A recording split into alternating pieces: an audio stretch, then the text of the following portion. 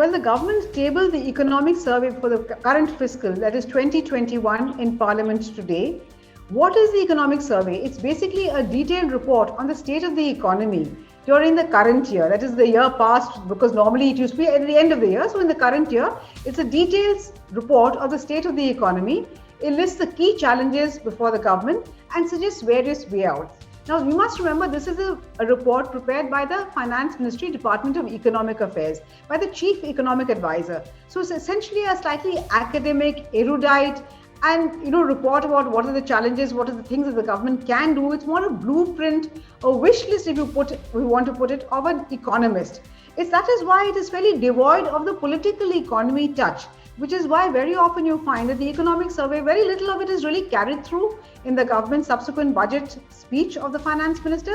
But nevertheless, it gives you a broad indication of which way the government intends to go, at least in an ideal situation where it didn't have to worry about political economy. So what are the key findings or the suggestions or the recommendations or conclusions of the economic survey? The most important, of course, is that the survey says the Indian economy is well on its road to recovery.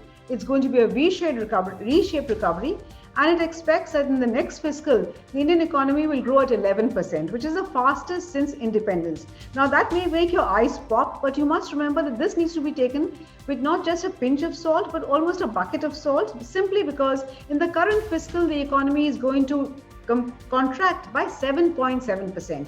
So the bump up is purely because of the sharp fall that we've had in the current fiscal. So the survey says that real growth will be about 11%, nominal growth will be about 15.4%.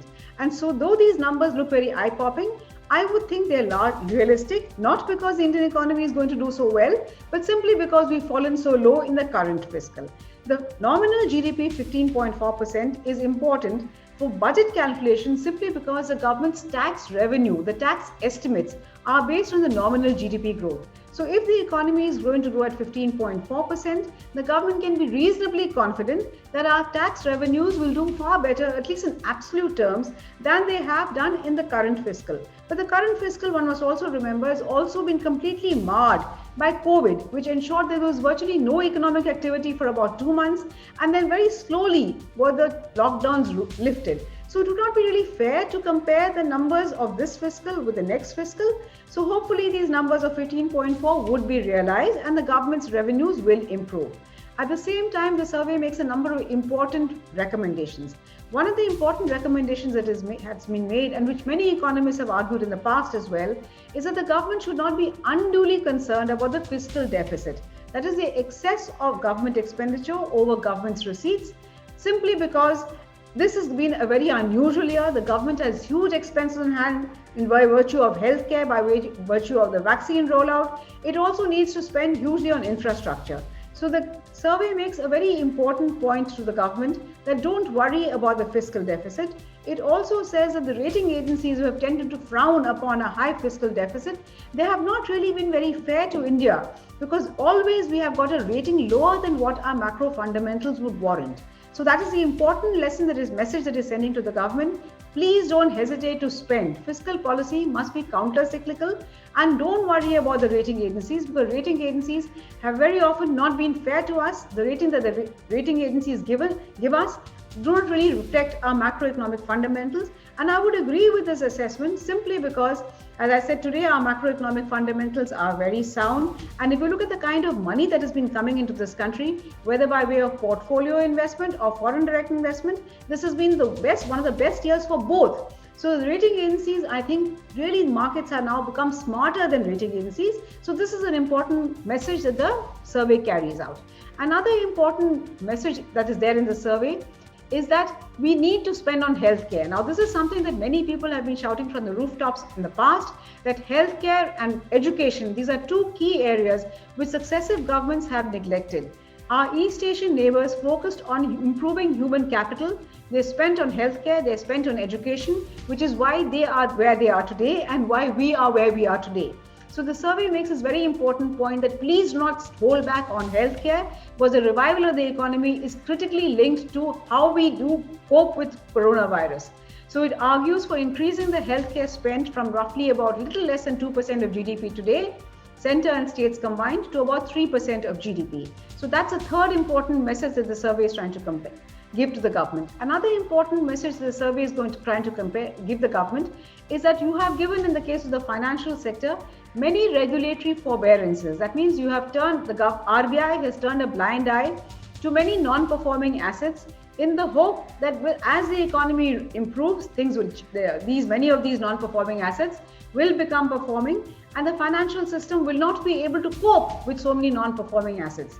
The survey makes a very important point that please do not continue the forbearance for too long.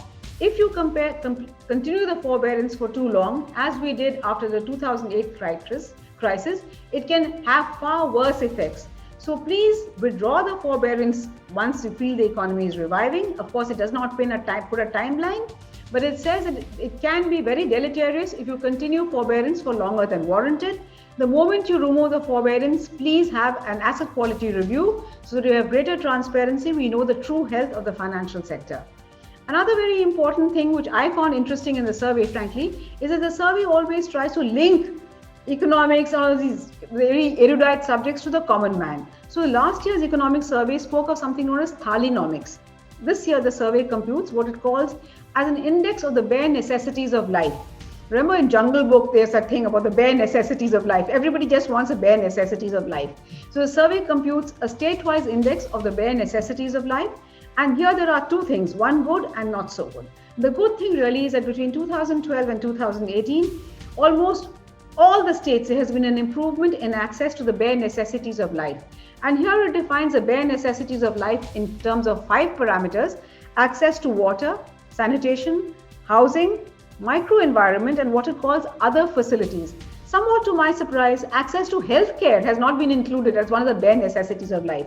Coming as it does soon after COVID, and where the survey has made a very forceful argument for increasing the spending on healthcare, this seems to be a bit of an aberration. But having said that, what does the survey say in terms of access across the states? Between 2012 and 2018, all states' access to bare necessities of life has improved. Good thing. The downside really is that the divergence between different states and between rural and urban continues. So urban access is much better than rural access, though of course it makes a point that the lowest or bottom of the pyramid people have improved the most. But access, as always, it is good in states like Kerala, which we've always seen has had very high social development indicators, high in Punjab, Haryana, Gujarat. And which are the laggards? Odisha, Jharkhand, and surprisingly West Bengal. West Bengal was so far not part of the Bimaru states, but it finds that in terms of access to the bare necessities of life, West Bengal is lagging behind. I don't know whether the present government will capitalize on that in the coming West Bengal elections. For that, we'll have to wait and see. But I thought this was an interesting way of promoting not just cooperative federalism, but also competitive federalism, where different state governments try to compete, ensuring that we are the ones who are ensuring the bare necessities of life to our citizens. So I think this time's survey has been, it's a good paper, it's a good report, and by and large addresses most of the issues which are facing the government at the moment. How much of this will be carried forward in the budget, of course, remains a big question mark. But for the rest, we'll have to keep, our fingers crossed and wait for what Nirmala Sitharaman unveils on February 1st, Monday.